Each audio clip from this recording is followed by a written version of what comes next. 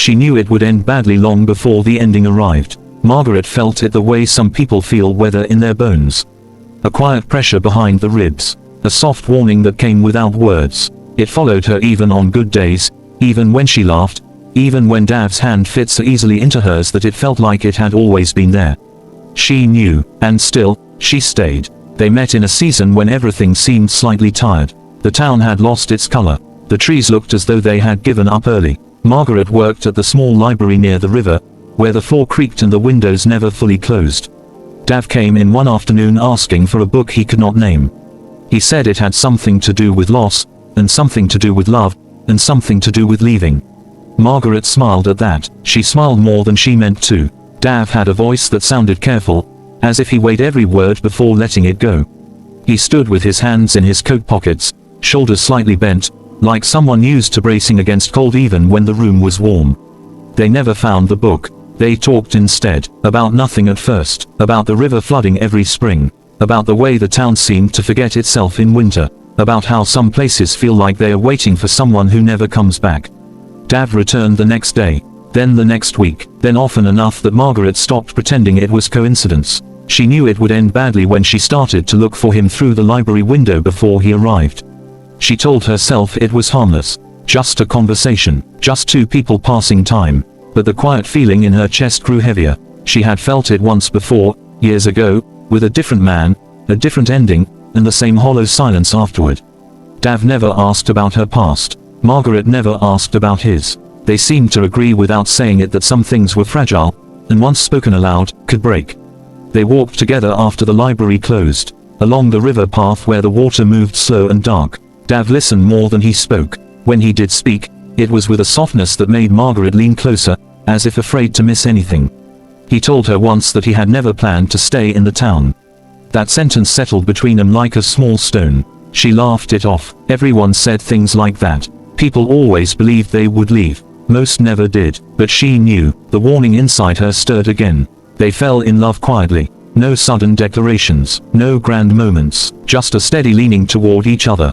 A growing certainty in the way Dav reached for her hand. In the way Margaret saved a piece of her day just for him. Love arrived in the pauses between words. In the shared silence. In the way they both stopped looking at the river and started looking at each other instead. Margaret began to memorize him. The small scar near his eyebrow. The way his eyes softened when she spoke. The habit he had of rubbing his thumb against his palm when he was thinking too hard. Dav noticed things about her too. How she tucked her hair behind her ear when nervous. How she pretended not to care when she cared deeply. How her smile sometimes came with sadness attached. He never asked why. They rented a small apartment together near the edge of town. It had thin walls and a kitchen that smelled like old wood. The windows faced west, and in the evenings the light poured in like forgiveness. Margaret arranged the books carefully. Dav brought almost nothing. A bag of clothes. A box of letters he never opened while she watched. She wanted to ask about the letters. She did not. Some nights, when Dav slept, Margaret lay awake listening to his breathing. She counted the seconds between each rise of his chest. She wondered how long it would last. She hated herself for thinking that way. She hated herself more for being right, even without proof. Love did not erase the warning. It sharpened it. They were happy. That was the cruelest part. They cooked together. They shared mornings. They argued about small things and forgave each other before the words cooled.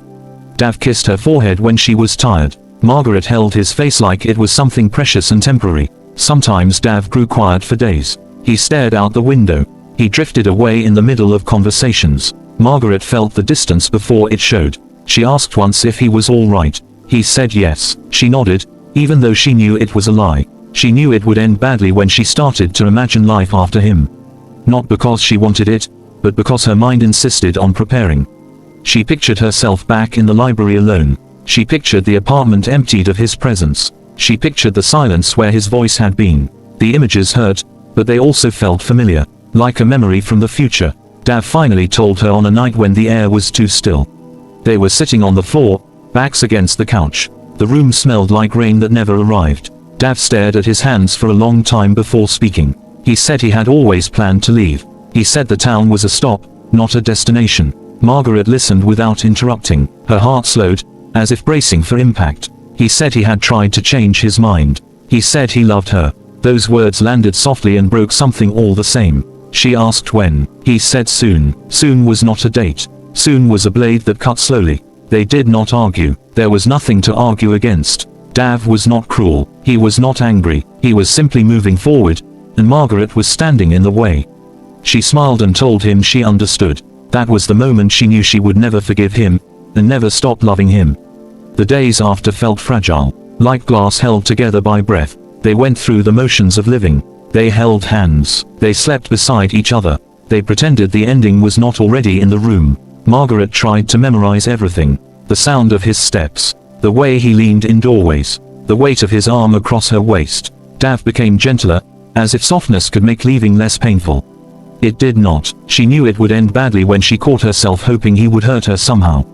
Hoping he would do something unforgivable so she could let go. He never did. The morning he packed his bag was quiet. No music, no rush, just the zipper closing like a final sentence. Margaret stood by the window. She watched the light move across the floor. She felt empty and full at the same time. Dav touched her shoulder. He said her name the way people say goodbye when they do not trust themselves to say more.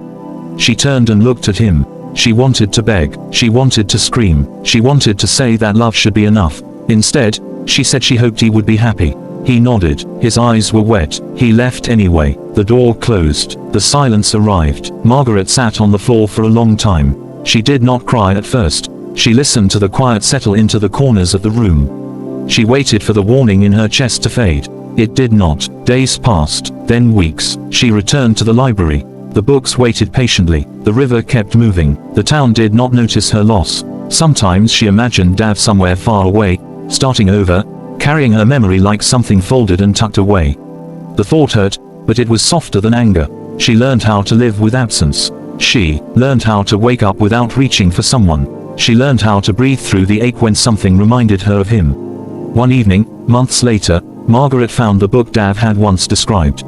It was hidden on a high shelf, worn and forgotten. She held it in her hands and smiled sadly. She knew then that loving him had not been a mistake. It had been a season. Short, beautiful, doomed. She walked home by the river as the sun set. The water reflected the sky, broken and shining. She felt the warning finally loosen its grip. It had ended badly, just as she knew it would. But it had been real. And that, somehow, was enough.